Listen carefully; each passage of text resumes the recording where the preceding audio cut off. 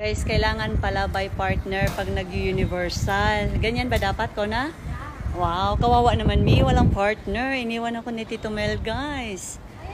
Dito daw muna sila, guys, picture-picture. Pero ang init pa naman, kaya mamayang hapon na lang siguro. Ayan, mamaya na lang tayo anak mag-picture taking kasi ang daming tao, tapos mainit pa. Maya na lang pagbalik. So dito sa Universal, guys, andito na kami sa loob. Ayan, kanya-kanya na lang nak. Yung taga-picture ni Conat ni Lance. O, pak! O, sige, kanya-kanya na. Enjoy kayo dito.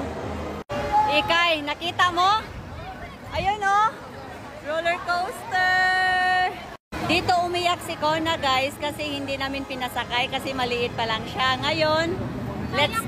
Yes! You! Ayan, guys, nakikisama ako sa magtuwa. Kasi daw mag-bumblebee kami. Sige, go. Subukan natin mag-bumblebee. Magpaganda muna tayo, guys. Gamit lang ating Sweet Kiss na lip serum. Very pigmented ito. Castor oil plus vitamin E. Ingat lang kayo dahil buy one take one ang ating lip serum, guys, sa market is fake. Guys, after 13 years, nakabalik na rin si Ate Ikay and si Kona. Last, guys, na pumunta si Mikona dito. 6 years old ka ata, anak, ano? Mga ganon. Ay, 5. Tapos nung time na yun, si Ate Ikay lang ang nakasakay ng roller coaster. Ngayon daw, ang bubuyuin niya sa babawi daw si Kona. O, tingnan natin. Naalala ko, umiiyak pa siya makasakay. Oo nga. Bawian mo yan ngayon. Ngayon, guys, kasama na yung mga jowa nila. Ganun lang kabilis ang panahon. Ikay, kunin mo to. Allowance nyo.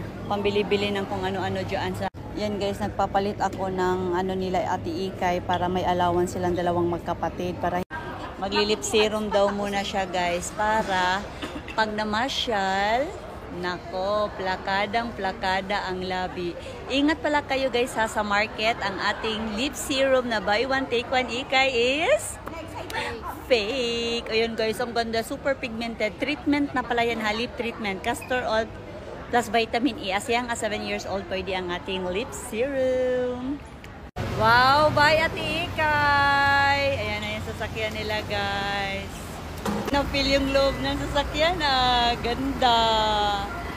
Sige, kita-kits doon. Bye-bye!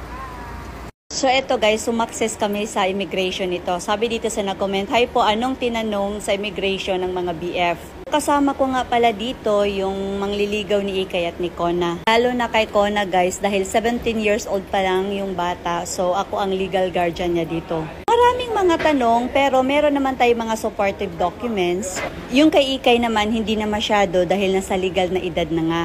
So, eto, pagdating namin sa Singapore, syempre, grabe. Gutom na kami kasi madaling araw pa kami bumabiyahe sa Baguio. Hindi mawawala ang ating sip and go coffee. Perfect! Lalo na sa mga taong hirap magbawas constipated. Nako, guys, pag ito ininom nyo, kinabukasan, ilalabas niya lahat ng mamantikang kinain nyo. Kung hindi nyo pa na-try ito, guys, magbasa kayo ng mga reviews. For sure, maiinggan nyo kayong mag-try nito.